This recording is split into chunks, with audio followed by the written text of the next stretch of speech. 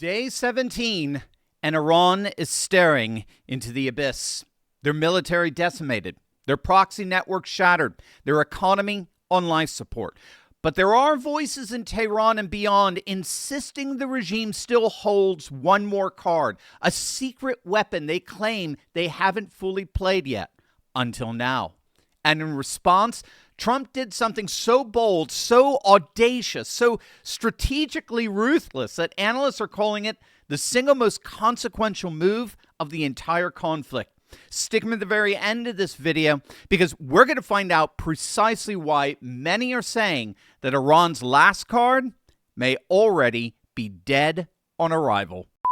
Hey gang, it's me, Dr. Steve, your Patriot Professor, here to help you make sense of the madness with breaking news and analysis you're not going to get anywhere else. So you know what to do. Make sure to smack that bell and subscribe button. Also, if you're sick and tired of constantly catching the media lying to you, but you feel like you got nowhere to turn for reliable information, that's exactly why I built Patriot Alerts. It's free, it's direct, no spin. Click on that link in the description below and enjoy.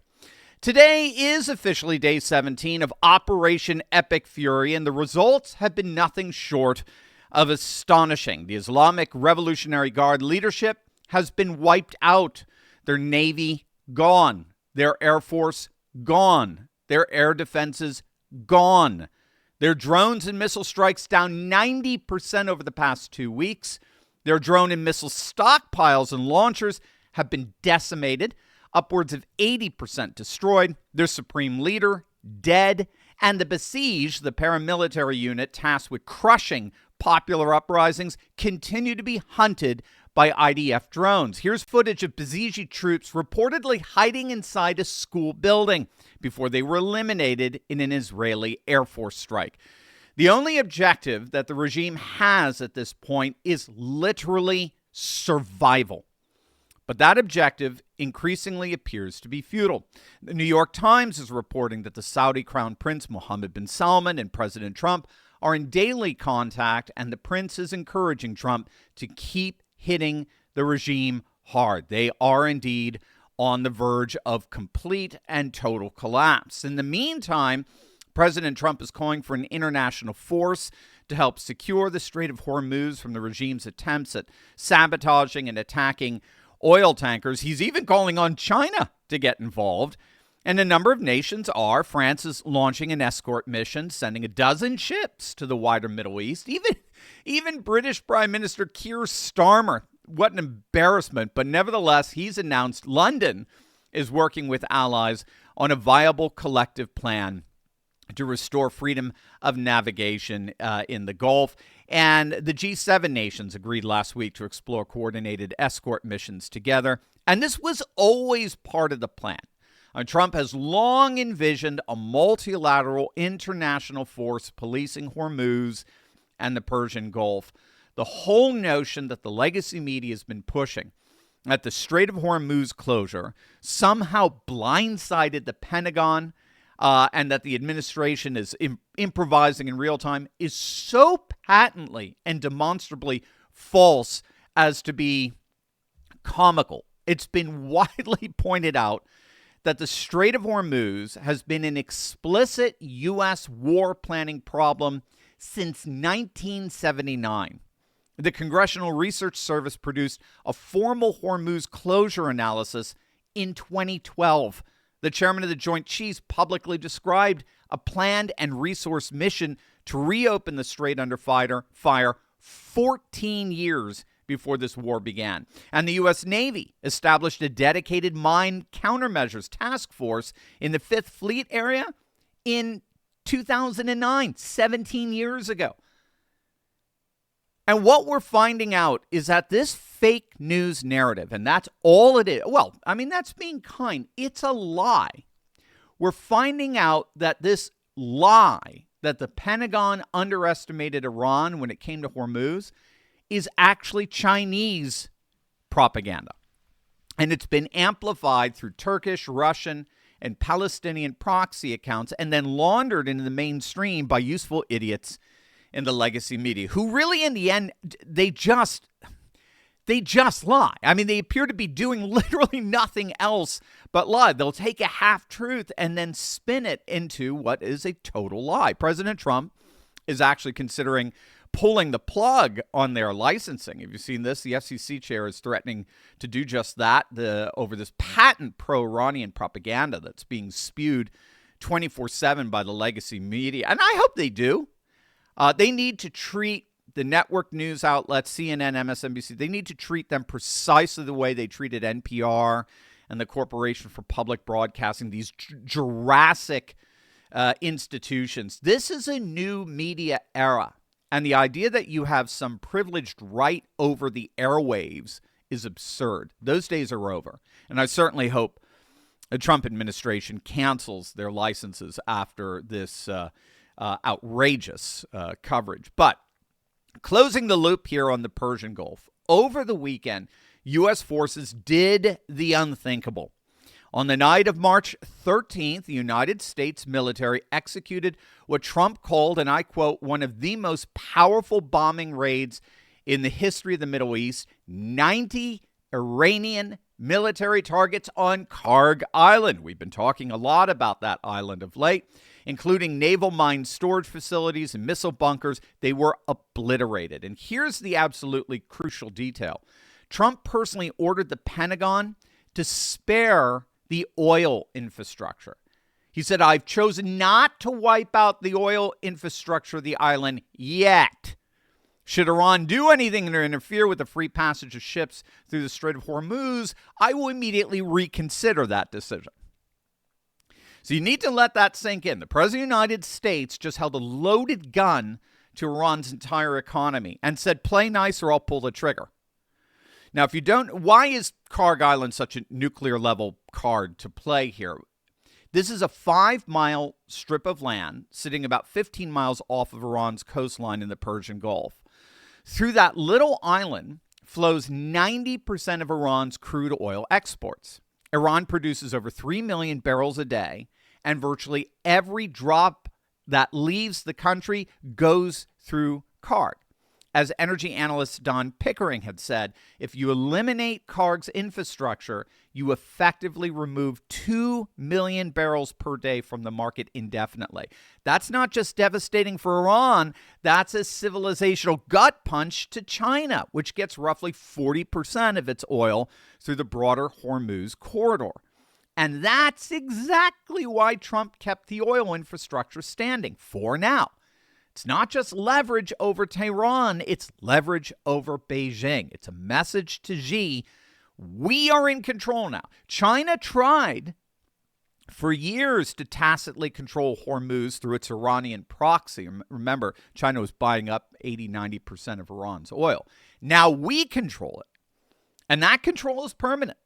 We're the ones who will determine the fate of Carg, no one else. And again, there's very little that the Iranian regime can do about this. If they attack their own island, they're attacking their own ATM. They're literally cutting themselves off from billions upon billions. They're economically ruined. If they don't attack it, Carg remains under the effective control of American forces. So there's no winning here. The one shred of hope that Iranian forces supposedly have is a secret weapon that some pro-Iranian voices are claiming they have yet to unleash until now. Now, did you know that Alzheimer's isn't waiting for old age anymore? It's spreading, it's accelerating, and it's showing up decades earlier. Early onset dementia and Alzheimer's are on the rise. Reports show a 373% increase in diagnoses among 30 to 44-year-olds and a 311% increase in 45 to 54-year-olds in the United States in recent years. But when doctors attempt to treat these brain diseases, they often focus on medicating the brain itself, addressing symptoms like Band-Aid rather than solving the root cause. Alzheimer's disease is driven by chronic inflammation and oxidative stress, which damages brain cells and triggers the buildup of toxic proteins. Now, these same destructive processes fuel neurodegeneration, cognitive decline, and even increase cancer risk, yet they're rarely the primary target of treatment.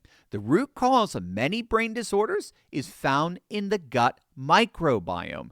Groundbreaking research now links gut bacteria directly to Alzheimer's disease and shows that what we consume plays a defining role in not just cognitive but overall health as well. Numerous studies suggest that the number one thing you can do to combat these chronic diseases is to consume kimchi. There's so many bioactive compounds in kimchi that have been found to improve cognitive and memory function by targeting amyloid beta. That's the main sign of Alzheimer's disease that forms those sticky plaques in the brain. Notably, these same protective mechanisms are linked to reduced cancer risk with kimchi's ability to suppress carcinogen activating enzymes. So that's why Brightcore created Kimchi One. It delivers all the benefits of real kimchi in convenient capsules. No taste, no smell, and no GMO. 100% made right here in the United States. Today, you can get an exclusive offer by clicking the link below for 25% off your entire order, or for the best deal available, call my friends at Brightcore for up to 50% off plus free shipping. You'll love them. Call them now at 888-597-0233. That's 888-597-0233. Call them right now. On March 11th, Iranian military released official footage of their Khorramshahr-4 missile that they described as a wave of heavy multi-warhead projectiles targeting Iraq, Bahrain, and Israel simultaneously. These are multiple warheads on a single missile splitting apart mid-flight. This was Iran's secret weapon doctrine, engineered not to outpace American interceptors kinetically, but to bankrupt them logistically through what analysts call magazine exhaustion. So the idea, fire one Khorramshahr-4 missile, and the radar screen suddenly shows 40, 50, 60 incoming objects, all moving at Mach 8, all looking identical. Defense forces then fire a $3 to $12 million interceptor at all of them, or risk the real warhead getting through. And the math is just, it's catastrophically bad for the defenders, because the cost ratio per shot per interception is at best 10 to 1. It's probably more like 60 to 71 in favor of Iran. So this is Iran's secret weapon, not so much the cluster bomb itself, but the radical disparity in cost asymmetry that such bombs provoke by virtue of their usage. Systems like Arrow and THAAD are designed to destroy large incoming objects, a missile body, a single warhead. When a cluster of missile releases dozens of bomblets before interception, the submunitions scatter beyond reach. At least 14 Iranian missiles have penetrated Israeli air defenses as of March 12th. 11 of those were cluster missiles, so they're very effective. So with that kind of disparity, you might be asking, why then is Iran's missile campaign collapsing? Why are they falling apart? It's because the United States and Israel didn't try to out-intercept the problem. They went straight for the source. In the opening 24 hours of Operation Epic Fury alone, U.S. forces struck over 1,000 Iranian targets, including missile launchers, production facilities, and command and control sites, using B-2, B-1 bombers launched from the continental United States alongside carrier-based fighters. The IDF confirmed destroying over 300 Iranian missile launchers in the first 5 days. Iran went from launching 20 missile barrages on February 28th to just 6 on March 3rd.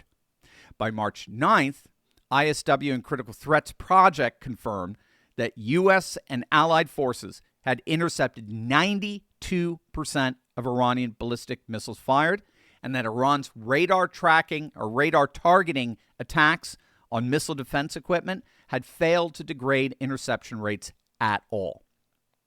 Iran's missile fire rate has since collapsed by 92% from its opening day peak. So here's as it were, the strategic punchline in this.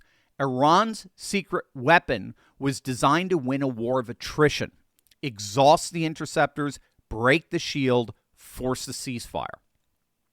But America and Israel refused to fight that war. They fought a very different war, destroying the launchers before the missiles ever launched. The secret weapon, in effect, never really got to fire. These cluster bombs have been radically reduced to almost total insignificance. 40 years of engineering, billions of dollars in development, the most sophisticated asymmetric weapon Iran ever built, and in 17 days, it was reduced to a footnote. That's not just a military victory. That's a statement. And the entire world is reading it.